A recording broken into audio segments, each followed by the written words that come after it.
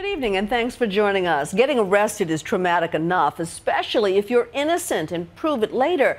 But what if your mugshot showed up all over the internet anyway and you have to pay to get it taken down? Tonight, we're going inside the booming business of mugshot websites where your misfortune paves the road to their fortune. Here's ABC's Steve Osunsami. For the people whose faces are splashed across these web pages, it can be embarrassing, stigmatizing, and downright depressing. And we're not just talking about the jailhouse photos of celebrities. The real money these days is with real people. No one's meant to be in jail, so I say that I wasn't supposed to be there. No one is, but it was really a turning point in my life, my lowest point in my life. Michael Needham admits he's not a perfect young man by any means, but says this mugshot from his DUI arrest in Georgia is now available with every internet search of his name. Stuff follows you forever, and it feels like I'm a little fish in a big pond, and it's hard to fight these mugshot companies. I don't really know who to turn to try to make these things go away. The former ROTC cadet says that God is forgiving, but the websites that publish his photos are not.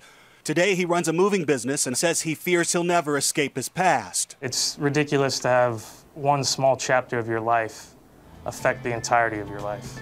We found dozens of mugshot websites still running strong, and in most states, their work is perfectly legal.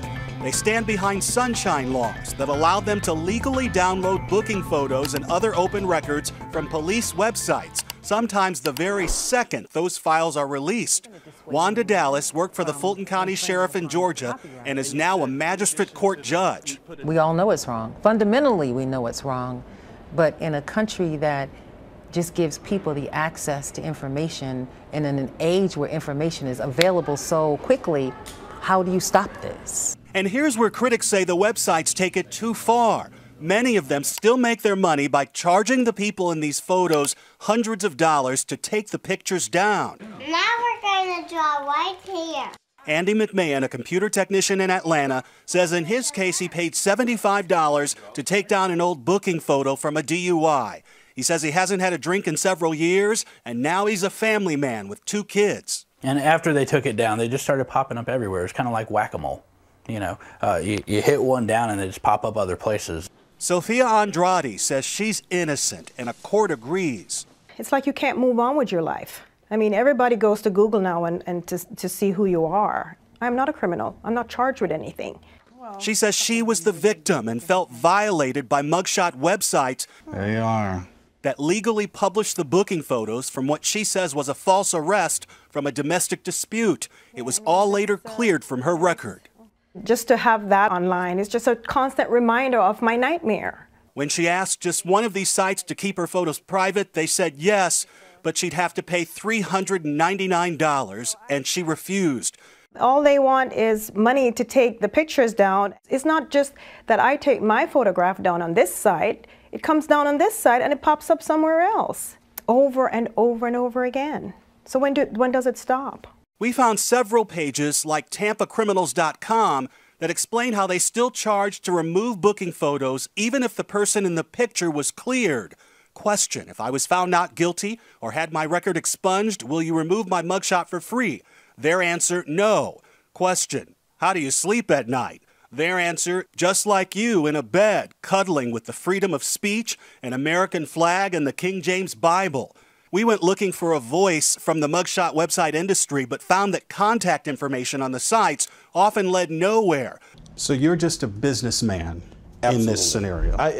A businessman and an advocate. We did find this man in Louisiana who asked to remain in shadow. Think of how many people have been arrested.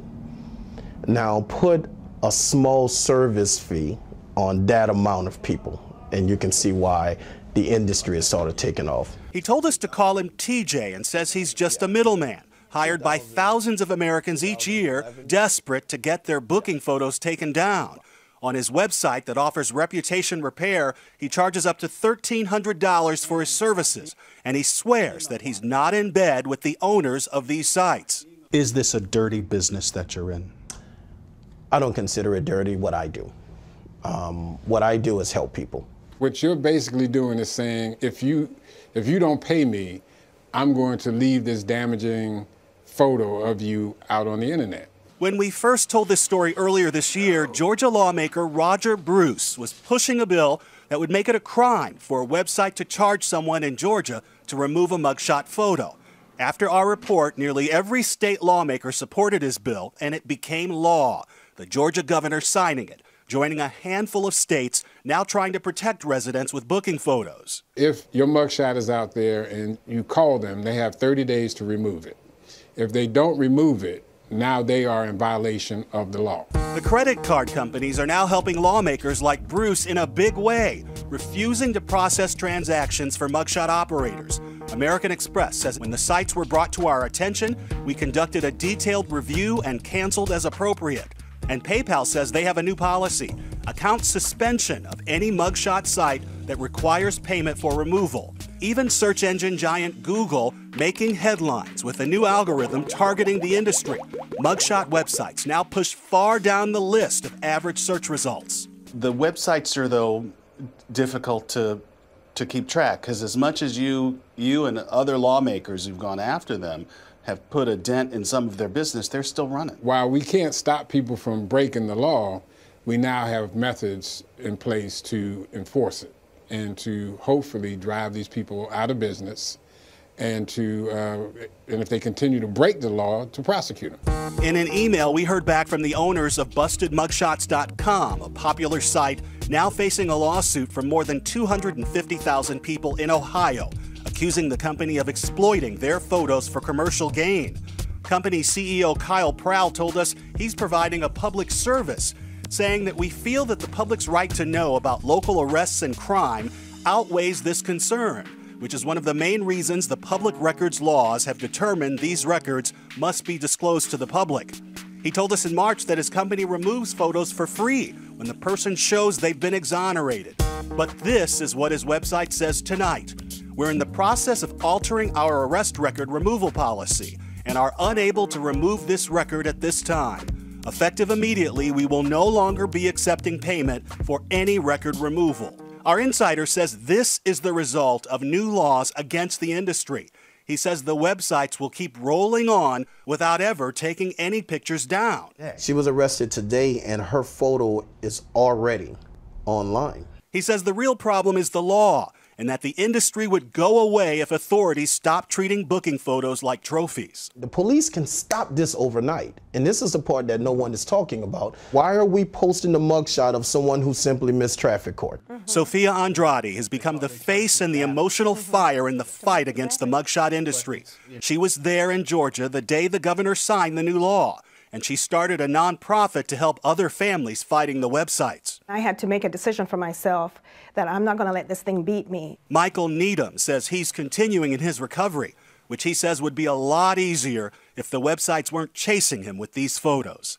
People make mistakes. Those mistakes shouldn't hold someone back for the rest of their life. For Nightline, I'm Steve Osinsami in Atlanta.